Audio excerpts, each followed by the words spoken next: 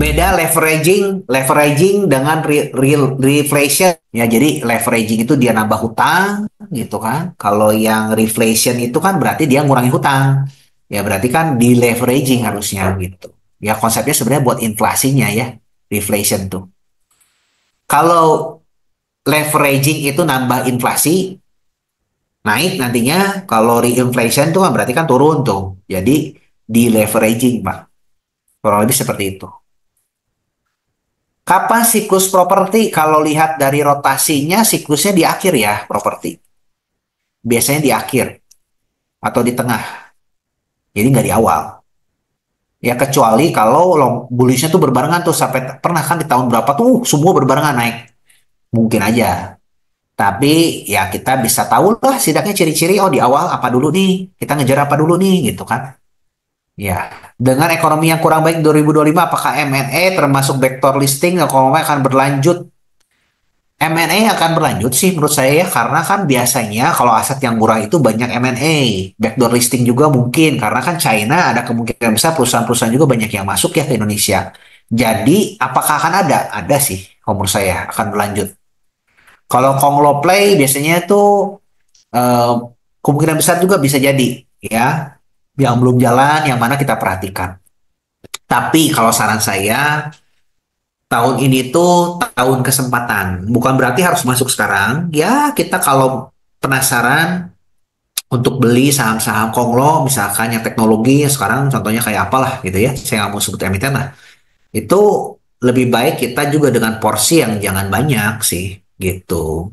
Jadi dapat untung juga lumayan, tapi juga kita resiko juga lebih minim. Itu satu ya. Karena kenapa? Karena balik lagi, saya kan udah ngomong di eranya Donald Trump ini tuh turbulensi ekonomi itu tinggi. Ketidakpastian tuh tinggi gitu kan. Biarpun ujungnya sebenarnya buat negosiasi kan yang saya pernah ngomongin, tapi kan kapan beresnya nggak tahu gitu.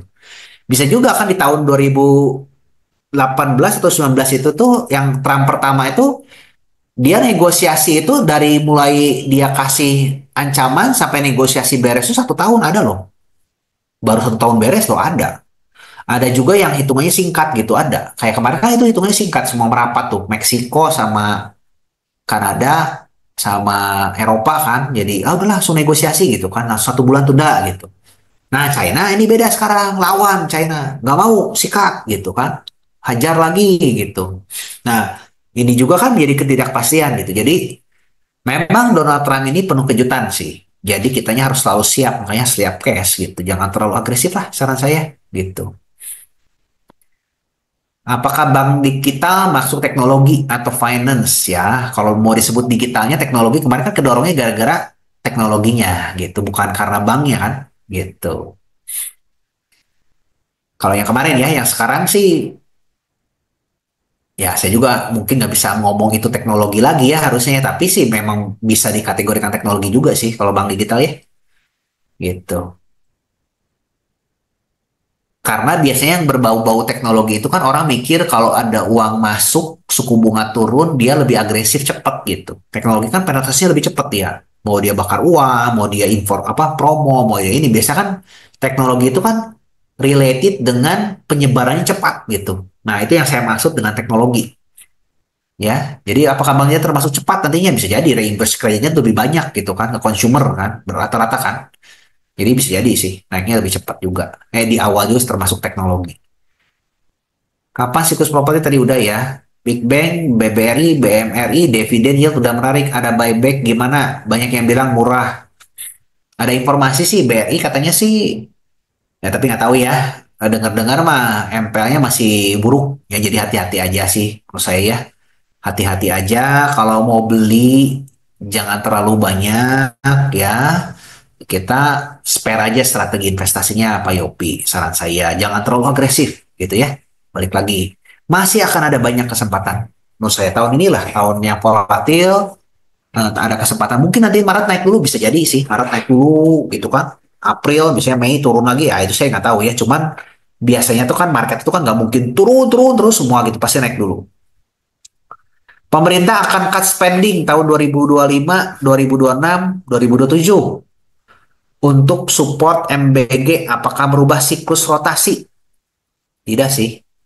Kan berbarengan. Sekarang kan hutang jatuh tempo pemerintah juga sama. Short term-nya kan sama semua. Jatuh tempo nih.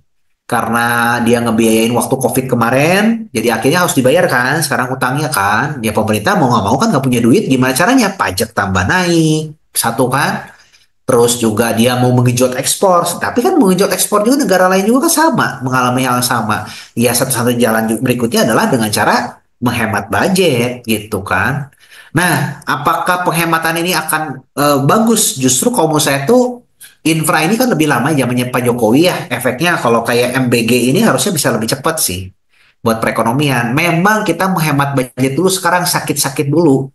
Tapi efeknya untuk 1 tahun kemudian ya, 6 bulan sampai 1 tahun kemudian kan. Harusnya sih makan bergizi gratis ini kalau eksekusinya baik, itu efeknya bagus untuk ekonomi ya, terutama yang middle down harusnya. Tapi nggak sekarang saya lihat ya, karena kan programnya kan juga sekarang baru cut-nya sudah dilakukan, MBG-nya belum terlaksana dengan baik semua gitu kan.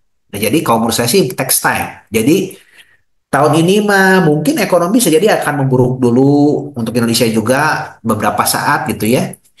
Karena kan mungkin ada banyak pengurangan, PHK juga makin ini, daya beli juga menurun. Nah, itu yang kita harus siap-siap.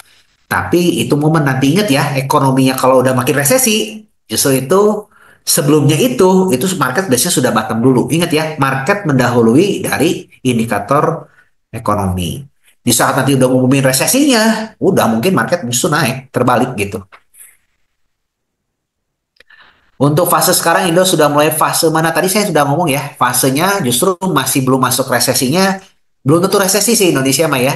Tapi maksudnya tuh belum masuk ke fase turunnya, tapi masih di tengah-tengah lah gitu. Jadi selalu siap cash dulu ya, teman-teman jangan agresif dulu gitu. Apakah Amerika akan printing money lagi? Ya bisa jadi sih. Kan printing money lagi, utangnya tambah gede, itu yang terakhir bisa jadi nanti kan jadi long termnya, debt-nya nanti yang budget tempo yang 5 tahun lagi nih yang big-nya kan. Nah, itu yang terjadi tuh. Oke? Berarti kemungkinan short term di bulan Maret, kemungkinan bullish-nya kok, waduh. Maksudnya tuh bullish gimana ya? Short term sekarang tuh di bulan Maret ini tuh saya nggak bisa nebak ya. Apakah nanti sekarang tuh masih turun terus? Ya, bisa jadi sih Maret akan rada rebound dulu. Kalau lihat sekarang ini kan turunnya udah cukup dalam. Nanti akan rada rebound dulu. Nanti turunnya lebih dalam lagi prediksi saya. Mungkin kapannya Mei Juni kali ya? Atau sampai akhir tahun kurang lah biasanya gitu. Nah, long bullish-nya kapan ya? Kalau prediksi saya kalau nggak akhir tahun, awal tahun depan sih. Gitu ya. Nggak ada yang bisa memprediksi market bottom itu kapan. Tapi kita bisa siap-siap. Ya, artinya apa? Ya siapin cash gitu kan. Kumpulin banyak uang tahun ini. Kumpulin dulu, hemat-hemat dulu kita gitu kan. Ya, ini kesempatan mungkin opportunity untuk kita bisa melihat bullish seperti tahun 2020 kemarin di awal ya, siklusnya kan. Gitu.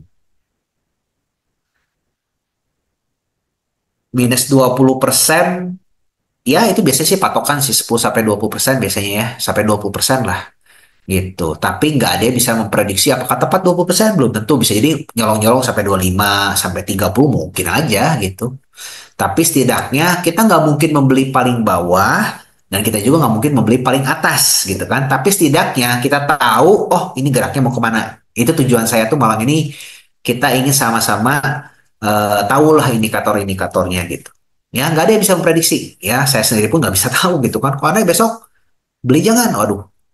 Ya itu mah silakan aja. Tapi kalau saya sih dikit aja pelan-pelan lah. Kalau mau beli juga jangan agresif lah gitu ya. Selalu lebih banyak cash dulu gitu. Sekarang ini nanti menurut saya sih, karena kenapa? Market Amerikanya masih all time high. Nanti kalau ada gagal tuh, inflasinya udah mulai menurun, pengangguran tambah banyak, si siapa the Fed-nya makin lebih agresif ngekatnya, oh itu udah market turun lebih dalam. Harusnya itu akan ada koreksi. Harusnya ya, gitu. Apakah sekarang market ISG naik dulu? Bisa jadi. Biasanya tuh kalau ada sedikit perubahan aja tuh, kebijakan Trump perang dagang sukses atau gimana gagal atau gimana nggak terjadi, market mungkin naik dulu, bisa jadi gitu. Nanti turunnya juga akan lebih dalam bisa jadi gitu. Tapi maksud saya tuh fase kita menuju resesi market itu tuh lagi menuju turunnya kitanya, jangan agresif dulu gitu kitanya, masih lebih masih ada kemungkinan bisa kita bisa beli lebih banyak nantinya gitu. Ya kalau saya sih lebih berpikirnya crash dulu lah daripada ke oh pasti profit nih. Menurut saya sih jangan ke sana dulu ya. Mikirnya kita sekarang tuh risk dulu, kita jaga cash dulu yang banyak. Nanti akan ada momennya kita akan bisa beli pelan-pelan ya. Nggak usah buru-buru lah. Kalau lagi marketnya sekarang nggak enak kayak gini, jangan buru-buru beli. Pelan-pelan aja kalau mau nyicil, nyicil dikit-dikit gitu. Ya, yang udah mau nitip, ya silakan beli dulu gitu kan. Kalau ada istilah apa sih orang tuh sering nyebutnya tuh apa? Nitip sendal katanya kan. Nitip aja dulu sedikit-sedikit, nggak apa-apa gitu saran saya kayak gitu ya.